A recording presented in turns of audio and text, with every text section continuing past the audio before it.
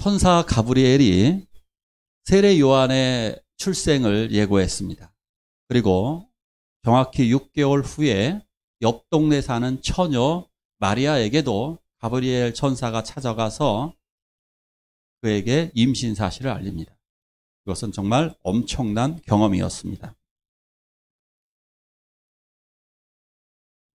인사를 할 때 이렇게 인사를 합니다. 은혜 받을 자여 평안할지어다. 갈릴리 나사렛. 여기는 굉장히 외진 곳이라고 말씀을 드렸습니다. 갈릴리 하면은 예루살렘에 비하면 강원도, 충청도 이런 분위기가 됩니다. 충청도, 강원도 약간 이런 분위기입니다. 뭐 지금 말고 옛날이니까 정말 더 심했을 것입니다. 갈릴리는 그렇게 천시받고 멸시받는 곳입니다. 그 등에서도 유독 멸시받는 동네가 하나 있는데 멸시받는 동네가 바로 나사렛이었습니다. 나사렛에는 40여 개 마을 정도가 있으니까 오늘날로 치면 그냥 용인시에서도 가장 가난한 동네 남사면입니다. 그러니까 남사면, 거기에 바로 하나님이 찾아오신 겁니다. 그러니까 남사면 산들교회로 찾아오신 것입니다. 그것도 가장 보잘것없는 마을로 한 명의 천사를 보낸 것이 아니라 가장 위대한 천사 가브리엘 천사를 보냈습니다. 가브리엘 천사는 마치 하나님에게 있어서는 국무총리와 같은 분입니다. 그러니까 임신 사실을 알리기 위해서 양버들 집사님의 임신 사실을 알리기 위해서 국무총리를 보낸 것과 같은 정말 엄청난 사건이었습니다. 그런데 그 내용이 처음에 인사말이 아주 충격적이었습니다. 은혜 받을 자여 이렇게 인사를 시작합니다. 평안할지어다. 보통 이 인사말은 가끔 여러 군데 사용을 하지만 특별히 누구에게 사용하느냐 하면 임신한 여성들에게, 앞으로 임신한 여성들에게 주로 사용하는 인사법입니다. 그러니까 아마 이 인사법을 오늘날로 바꾸면 이렇게 되는 겁니다. 소영 선생님, 아기 축하해요. 이런 겁니다. 갑자기 뜬금없이 이렇게 인사하면 26, 당시에 뭐 마리아는 16 정도 됐을 텐데 26 소영 선생님도 깜짝 놀라겠지만 16, 뭐 17살 정도밖에 안 됐을 마리아에게는 정말로 충격적으로 다가왔을 것입니다. 그 당시에 이제 마리아는 정혼 상태입니다. 정혼이니까 지금의 말은 약혼이죠. 옛날에는 약혼식을 다 했는데 지금은 약혼식을 안 합니다. 그죠? 옛날에는 약혼식을 의뢰하고 나서 그 약혼을 왜 하는 거냐면 그 약혼을 통해서 결혼을 준비하라는 겁니다. 결혼을 준비한다라고 하는 것은 여러 가지가 있습니다만 뭐 집도 장만하고 결혼에 대해서 교육도 받으라는 얘기입니다. 그 기간에 교육도 다 받게 되는 겁니다. 그러니까 성교육도 다 받게 되는 거죠. 교육을 받게 되면서 여성과 남성은 깨끗하게 순결을 준비해야 합니다. 순결을 준비해서 바로 그 결혼식 날에 혼인 신랑 신부가 드디어 합방을 이루게 되는 정말 엄청난 경험을 하게 되는 겁니다. 그런데 갑자기 이렇게 임신을 한다. 큰일 나는 겁니다. 정혼은 사실상 이스라엘에서 정혼은 그냥 우리가 생각하는 약혼이 아니라 결혼입니다. 만약에 이 정혼 기간에 깨지잖아요. 그러면 여자는 과부로 살아야 됩니다.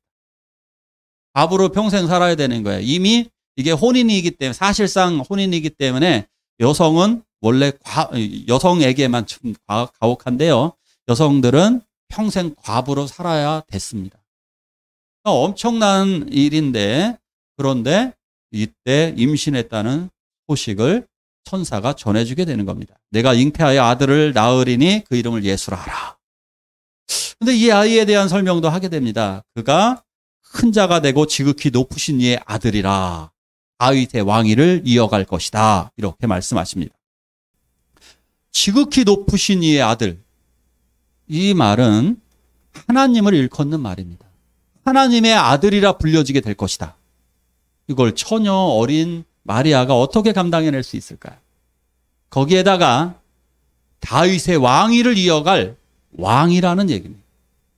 이 엄청난 사건을 이 소녀가 경험을 하는 것입니다. 그러기에 마리아가 이렇게 대답을 합니다. 같이 한번 읽어볼까요? 시작.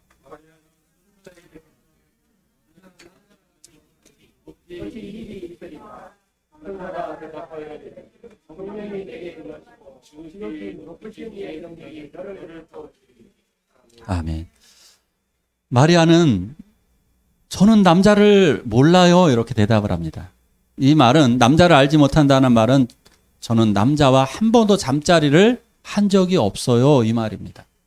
나는 남자와 한 번도 잠자리를 한 적이 없는데 어떻게 이런 일이 있을 수 있습니까? 그랬더니 천사 가브리엘이 이렇게 이야기하죠. 성령이 내게 임하시고 지극히 높으신 이의 능력이 너를 덮을 것이다.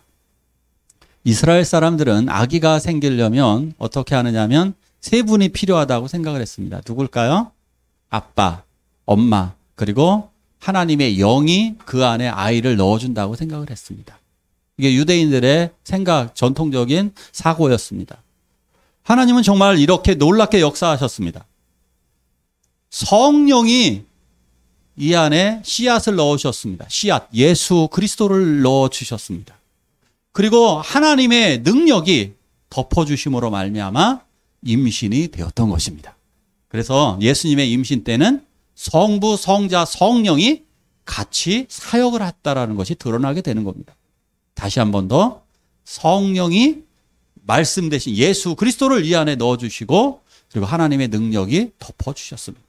하나님의 능력이 덮여주시는 것은 하나님의 영광, 하나님이 임재하신다는 사실, 하나님의 은혜가 그 소녀에게 미치게 된다는 사실을 보여주게 된 것입니다. 세상 사람들은 이것을 이해하지 못합니다. 어떻게 처녀가 아이를 임신할 수 있느냐? 이것을 믿지 못합니다.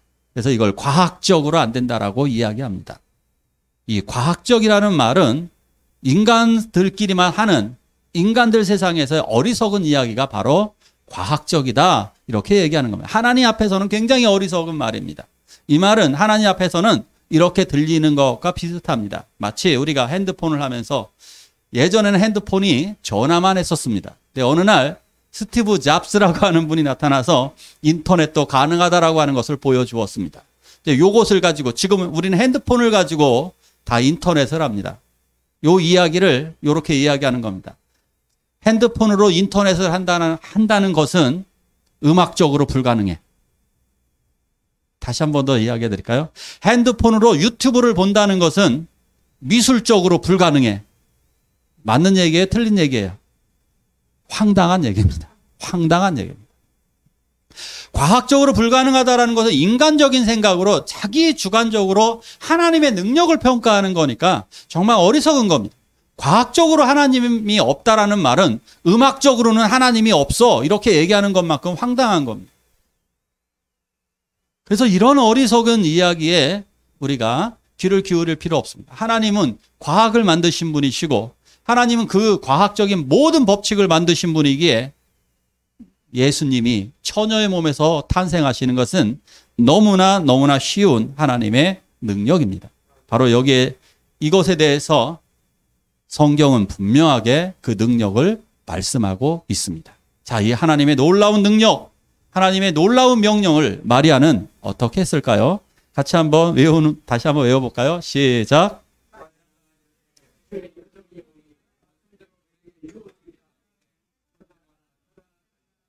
아멘. 주의 여종이오니. 마리아는 앞으로 다가올 일들을 다 상상을 해봅니다. 그러기 때문에 어떻게 이런 일이 있을 수 있냐라고 물어본 것 중에 하나는 현실적으로 불가능하다라는 뜻도 있지만 또 하나는 제가 감당해낼 수 없다라고 하는 의미도 들어있는 것입니다. 그런데 이 모든 일들을, 다가올 일들을 그가 맞이합니다. 처녀가 임신했다는 사실을 알면 100% 파혼을 당할 것입니다. 파혼을 당하는 것에서 끝나는 것이 아니라 그녀는 평생 어디론가 도망을 가든지 아니면 돌에 맞아 죽든지 결정을 해야만 할 것입니다. 이 여인은 아마 그날 마리아는 아마 눈물을 흘렸을 가능성이 높습니다.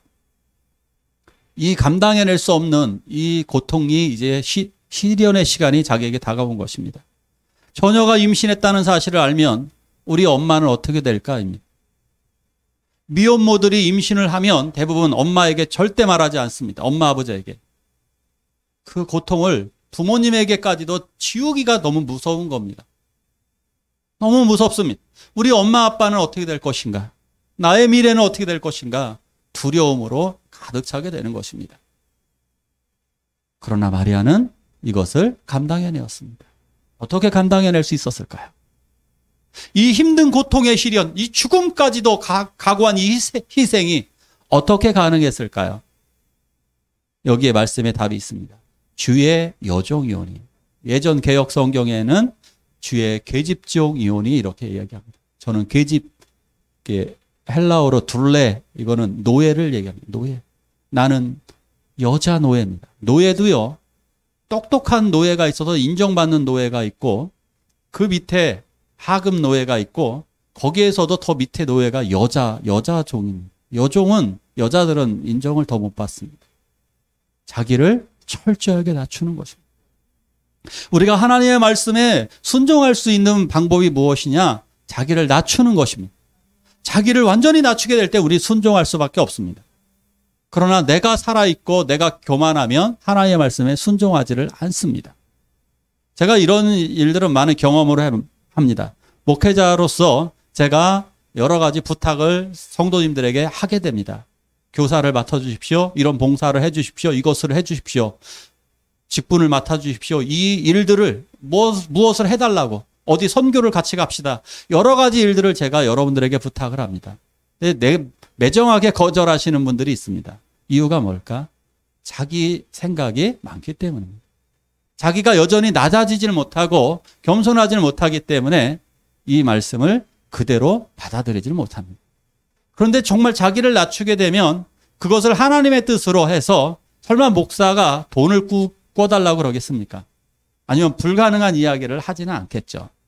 그렇다면 우리가 말씀으로 그것을 받아들이게 됩니다. 이것은 예화에 불과합니다. 실제적으로 우리가 살아갈 때 하나님의 말씀을 우리가 나를 낮출 때 우리는 순종할 수가 있습니다. 그러나 나를 높이는 순간 아무것도 되지 않습니다. 그러면서 말씀대로 내게 이루어지이다. 즉 자기가 돌에 맞아 죽을 결심을 하며 그는 희생한, 그래서 마리아가 위대한 겁니다. 자기의 죽음을 각오하면서까지 이 일을 감당해 내었습니다. 자, 한편 이 소식이 더 충격적으로 다가온 사람은 누굴까요? 요셉입니다. 남자가 이 사건 때는 더 힘듭니다. 왜 더 힘들까요? 마리아는 천사를 만나기라도 했습니다. 자기가 임신의 이유를 알고 있습니다. 그러나 요셉이 이것을 듣는다면 좀 세상 말로 귀신, 씨나라 까먹는 소리입니다. 말이 안 되는 소리. 일반적이라면 이러한 황당한 이야기를 들었을 때 임신 사실을 들었다면 100% 이혼입니다. 결별입니다. 그녀가 죽던 말던 보통 사람들은 I don't know입니다. 난 모르겠어. 그게 나하고 무슨 상관이야. 오히려 이렇게 얘기할 겁니다. 아, 그런 여자는 죽어도 돼. 그죠? 불륜을 저지른 여자는 죽어도 돼. 자초지종 물어보지도 않습니다. 뭐 여자가 내 약혼녀가 임신했다는데 뭘 더 물어봅니까? 그냥 이혼이지. 뭐 물어볼 이유도 없을 거예요. 이 당시 기준으로 보면 그냥 이혼이었을 것입니다. 그런데 요셉은 다릅니다. 요셉은 여기서 이렇게 성경에서 말씀하고 있습니다. 의로운 사람이라. 의로운 사람이란 뜻은 하나님의 말씀대로 살기 위해서 몸부림친 사람을 말합니다. 저 계속해서 이걸 말씀하고 있죠. 하나님의 말씀대로 살려고 하는 사람을 의로운 사람이다. 성경적으로 그렇게 이야기한다라고 그랬습니다. 하나님의 말씀대로 살려고 했던 요셉은 자초지정을 알아갑니다. 자초지정을 알아가는데 마리아가 성령으로 잉태했다는 겁니다. 여기 말씀에도 나오죠. 성령으로 잉태된 것이 나타나더니 성령으로 잉태된 것을 알게 되었습니다. 근데 이게 진짜 믿었다 그런 얘기가 아니라 자기가 그렇게 들었다는 얘기죠. 성령으로 잉태됐다라 당연하겠지 않겠습니까? 마리아를 만나봐야 할 거 아니에요. 자초지종을 알아봐야 될 테니까 어떤 경로를 통해서든 마리아를 만나봤을 겁니다. 도대체 이게 무슨 일이냐. 마리아가 이야기합니다. 천사가 나타나서 내가 임신했어요. 성령으로. 어떻게 마리아가 이렇게 담담하게 얘기했을까요? 울면서 얘기했을까요? 저는 이 말씀을 묵상하면서 아마 펑펑 울었을 거라고 생각합니다. 너무너무 억울하잖아요. 진짜. 사람들이 막 다그치고 아마 우리나라 사람 같았으면 머리끄댕이 잡고 엄마가 있었으면 이년아 말해. 너 사실대로 말해. 너무 억울하잖아요. 그래서 울면서 얘기했을 거예요. 저는 정말이에요. 정말입니다라고. 요셉은 그걸 보았을 거예요. 거짓말할 여자는 아니에요. 그죠? 거짓말할 여자는 아닙니다. 마리아가 거짓말, 하나님이 또 그런 사람을 쓰셨겠습니까? 원래 행실이 부도덕한 여자를 썼을 수 어때요? 사가랴, 엘리사벳 어땠나요?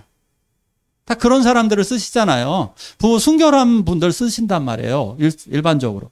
마리아는 순결한 처녀입니다. 그런 분 아래서 예수님이 태어나게 하시지 부도덕한 여자 앞에서 태어나게 하실 가능성은 제로입니다. 마리아는 그럴 여자는 아닙니다. 하지만 성령으로 잉태되는 건 못 믿겠습니다. 왜? 그런 적이 한 번도 없었으니까. 둘 다 못 믿는 거예요. 성령으로 잉태된 것도 못 믿겠고 마리아의 이것도 모르겠어요. 진짜. 어떻게 할 줄 모르는 겁니다. 그래서 가만히 끊고자 하는 겁니다. 드러내지 아니하고 이게 바로 요셉의 성품입니다. 드러내지 아니하고 가만히 끊기로 한다. 그런 방법이 이것이 있습니다. 어떤 방법이냐면 드러내지 않고 끝내는 방법이 이겁니다. 보통 일반 사람들은 어떻게 하느냐면 이 일을 드러내게 됩니다. 드러내서 어떻게 하느냐면 저 여자 못된 여자라고 그러면 그러면서 자기가 먼저 돌로 때리는 겁니다. 돌로 때리면 어떤 일이 벌어지느냐면 사람들이 자기를 다 율법을 온전히 지키는 제대로 된 사람이라고 박수를 보냅니다. 이게 중동 지방에서 행하는 명예살인입니다. 그들이 율법을 지킨다는 이유만으로 왜 기독교 신앙을 갖고 있는 사람들 돌로 때리잖아요. 그러면 명예살인이 되는 겁니다. 그래서 부정을 저지른 여자를 보면 먼저 돌로 때리는 거예요. 그리고 죽이는 거예요. 그리고 나는 죄를 저질렀기 때문에 알라의 이름으로 죽였다. 그렇게 명예살인을 저지르면 그 사람이 영웅이 되는 겁니다. 이 마리아를 내버리는 순간 요셉은 겉으로는 의로운 사람이 드러나게 되는 겁니다. 율법적으로. 그러나 요셉은 이 선택을 하지 않았습니다. 오히려 요셉은 자기를 희생하기로 결단을 합니다. 어떻게 희생을 하느냐 하면 가만히 끊는 겁니다. 가만히 끊는 게 뭐냐면 일단 그 아이를 나의 아이로 하는 겁니다. 그렇죠? 일단 아이를 나의 아이로 해. 하지만 이혼 증서는 내가 써줄게 이겁니다. 이게 끊는 거예요. 그 당시에 이혼 증서를 써주면 이혼이 됩니다. 그러면 이 여인은 이혼 당한 여자가 되는 거예요. 그래서 그 아이를 키우는 거예요. 그 아이는 내 아이가 아니니까 요셉의 입장에서예요. 내 아이가 아니니까 나는 여기서 일단 내 아이로 하겠다. 그러나 내가 이혼 증서를 정식으로 써줄게. 내가 너를 버린 거로 하자. 자, 그러면 누가 욕을 먹는 거냐? 요셉이 욕을 먹는 거예요. 여자를 버린 사람. 이거를 결단하겠다는 거예요. 그래, 내가 너를 버린 남자가 될게. 아내를 버린 남자가 내가 될 테니까 그렇게 가만히 끊을게. 이런 결단합니다. 이게 바로 요셉의 위대함입니다. 이게 요셉의 위대함인 거예요. 지금 기독교의 문제가 뭐냐? 우리가 살기 위해 타인을 희생시키는 거죠. 코로나 사태를 통해서 우리가 깨닫게 되는 많은 교회, 많은 기관들 안타까운 부분이 우리가 살기 위해서 타인을 희생시키는 거예요. 이건 기독교가 아닙니다. 이건 예수 믿는 사람이 할 짓이 아닙니다. 오히려 교회는 믿음은 무엇이냐면 다른 사람을 살리기 위해서 내가 희생하는 겁니다. 이것이 기독교입니다. 할렐루야. 다른 사람을 살리기 위해서 내가 죽고 내가 희생하는 것. 이것이 바로 교회가 걸어가야 될 길입니다. 바로 이 일을 생각할 때 분명하게 나와 있습니다. 이 일을 생각할 때에 주의 천사가 나옵니다. 생각했다는 게 뭡니까? 어떻게 하면 마리아에게 피해가 가지 않고 이 일을 마무리 지을 수 있을까? 그러니까 고민이 되는 거예요. 근데 마구잡이를 하는 사람은 고민을 안 해요. 그냥 끊어버리면 되니까. 이게 바로 세속적인 사람이에요. 우리들이 왜 고민합니까? 고민하는 이유는 어떻게 하는 것이 하나님의 뜻일까? 어떻게 하는 것이 하나님이 기뻐하는 일일까? 고민을 합니다. 바로 고민할 때 정답은 언제나 하나님이 알려주십니다. 하나님께서 요셉에게 나타나서 이렇게 말씀하시죠. 내 아내 데려오기를 무서워하지 말아라. 무서워하지 말아라. 그에게 잉태된 것은 성령으로 된 것이라. 요셉이 이 말씀에 잠에서 깨어 언제 데리러 갔나요? 열흘 후에, 한 달 후에, 지금 당장. 언제 갔을까요? 분부대로 당장 일어났습니다. 잠에서 깨어 일어나 분부대로 행하여 데리러 갔습니다. 머뭇거림이 없습니다.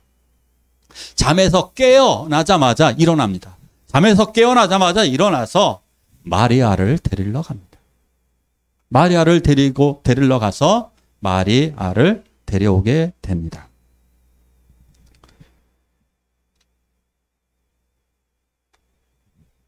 참 마리아만 위대한 게 아니라 요셉이 정말 위대합니다.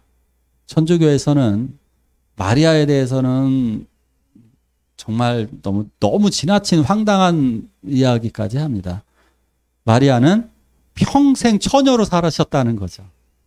그래서 요셉과 잠자리도 하지 아니하고 죽을 때까지 살다가 그렇게 또 그것도 더 놀라운 거짓말, 죽지 않고 하늘로 승천했다고 요걸 믿고 계시더라고요. 정말 해도 백과사전 또 찾아보셔요. 가면 있어요. 인터넷에 위키백과에 다 나옵니다. 마리아 처녀설, 동정녀설 이거 보면 그대로 정확하게 나옵니다.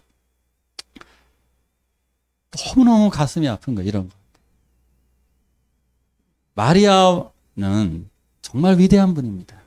신성시할 필요는 없습니다. 그런데 또 하나 요셉도 위대한 분입니다. 요셉도 이렇게 자기를 희생했습니다. 적극적으로 순종을 했고 순종한 부분도 대단하지만 두 번째 부분도 보십시오. 아들을 낳기까지 동침하지 아니하더니 뭐예요? 아내의 순결을 지켜주는 겁니다. 어린은 그 태아를 지켜주기도 하는 거예요. 아내를 보호해주는 겁니다. 끝까지 아내를 보호해주는 겁니다.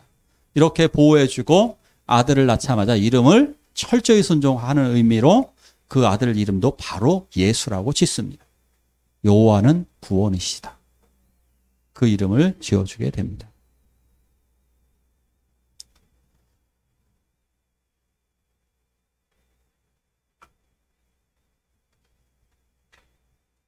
오늘 말씀을 보면 다시 한 번 더 읽어볼게요. 이 말씀을 시작.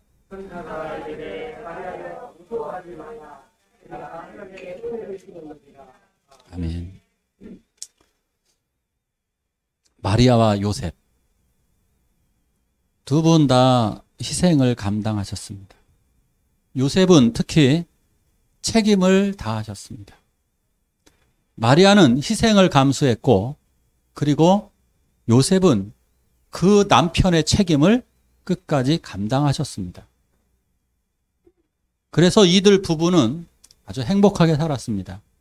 성경을 읽어보면 최소 5명 이상의 형제, 자매를 낳은 것으로 보여집니다. 그러니까 마리아와 요셉은 아름다운 가정을 이루어서 형제, 자매를 많이 아들, 딸들을 많이 낳았습니다. 은혜를 입은 사람들입니다. 천사는 분명히 이야기했습니다. 내가 은혜를 입었다. 그렇습니다. 마리아와 요셉은 하나님의 은혜를 입은 사람들입니다.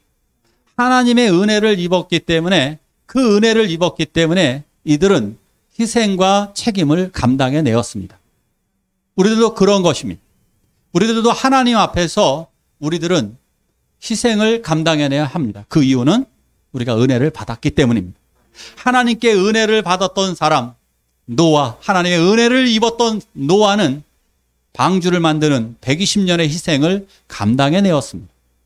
하나님의 은혜를 받았던 다니엘, 그도 역시 희생하는 사람이었고, 하나님의 크나큰 은혜를 경험한 사도 바울은 죽기까지 자기 목숨을 내어놓았습니다.